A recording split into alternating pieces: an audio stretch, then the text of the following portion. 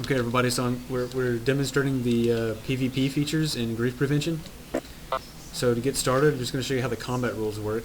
This is my good buddy Atheum over here. We're going to get in a fight. Look at that. Okay, now, since I hit him and he hit me and everything, we're in PvP combat. So if I try to stash my stuff in a box now, or try to throw some items on the ground, it's going to not let me do that. Because the point is that whatever gear I have on me when I start a fight, that gear needs to still be on me as long as the fight's going on. So once I'm out of combat for 15 seconds, that's not receiving or giving anybody any damage, then I'll be allowed to again access containers and throw stuff on the ground or whatever. Okay, so suppose the fight carries on and he and I, we keep going at it just like this, and eventually one of us is going to die. Probably me. Oh, this takes a while. Oh wow, okay, I got him. So see, he's going to drop all his gear, right, because I beat him. Now he reappears over here. This is the spawn point. Okay, so after Chris dies, of course he respawns at the world spawn over here. And what's interesting here is there's an anti-spawn camping rule. And the way that works is he gets at least a full minute of no PvP, meaning he can't hurt anybody and nobody can hurt him. But while he's immune to PvP, he can't pick up items off the ground. So what that does is it gives him an opportunity to get back over to his house, or at least to run away from some people who might be hanging around the spawn trying to spawn camp people. Once he picks up an item, then he's then worth killing. So then he becomes vulnerable to PvP again. So he's going to go run in his house over here, I guess. So he's got his house set up here, and in a normal protection plugin, without this siege mode that we have in grief prevention, the fight would be over now, because basically there would be no way for me to get into his house because everything's protected and I'm not allowed to break any blocks.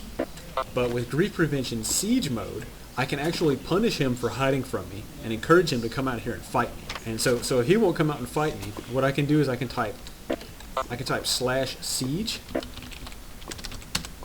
and that starts a siege on him. And what that does is it makes it so that he can't access any boxes in his claim there, which means he can't hide his stuff so that I can't get it from him. He can't throw anything on the ground, just like if he's in PvP combat. And also, he won't be able to build anything, so he can't build himself into a safe room. So right now, he pretty much can't do anything except fight me or run away. So as you can see, he's decided to, I think, fight me. He's got his bow and arrow up there. So we pretty much have to fight it out. There's another rule, and this applies to both PvP combat and siege in general. You're not allowed to log out during combat or during a siege. If you try to, it's going to kill you, and then that'll be the end of that. Also, if I manage to defeat him... Oh, I just killed him. That's good. Fell right in the lava. Okay, so see what happened there is because I defeated him in siege warfare, right? His door's unlocked. And so I get to come in his house and I can grab whatever loot he might have dropped while he was hiding in his house, right? So if I manage to shoot him through a window and that kills him, then his doors will unlock and I can come running inside and I can grab the drops that he dropped on the floor. Now if I try to hang around in here for too long, more than a minute or so, I'm actually going to be automatically ejected from this claim because we don't want to encourage any in-home camping. What I didn't get a chance to show you, because I killed him so fast, is that when he's under siege, also there are certain blocks which are configurable by the server administrator, which are actually breakable during a siege. So I can't actually siege him again right now because we just finished this siege. So what we're going to do is Atheum's going to come over here and he's going to siege me in my house. So let's say that he brought a diamond sword out or something. I'm like, oh no, and I got to go run and hide from him, right? So I just go in my house. That's it. Where he run from my seat. Where he can't get at me. And now he's going to siege me. So I'm under siege now, and the deal is that there are certain blocks that will be breakable. So I've kind of fashioned a mostly sandstone house here, so I'm pretty much safe. But I've made an oversight in that the floor of my house is made out of grass and sand. So if Chris figures that out, then he can actually dig under my wall and then come up in my house and kill me. See, So, so I have to be careful about how I have to be careful about how I build my house. I've got my, if I could get to my escape hatch here. Oh, I killed him again. Anyway, so I have an escape hatch that I've sort of cleverly designed into my house, and it takes me under the lake outside. And so if I was in really big trouble, I could probably try my escape hatch to try and outrun somebody.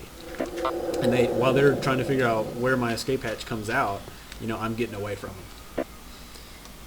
Yeah, see, so now No, I didn't kill you, but I humiliated you with my yeah, you seed. did. Punching me with the seeds. Anyway, so what's cool about this siege thing is that you basically force somebody to come out and fight you. I mean, the only other way that they can win is by just hanging out in their house until you just give up and walk away.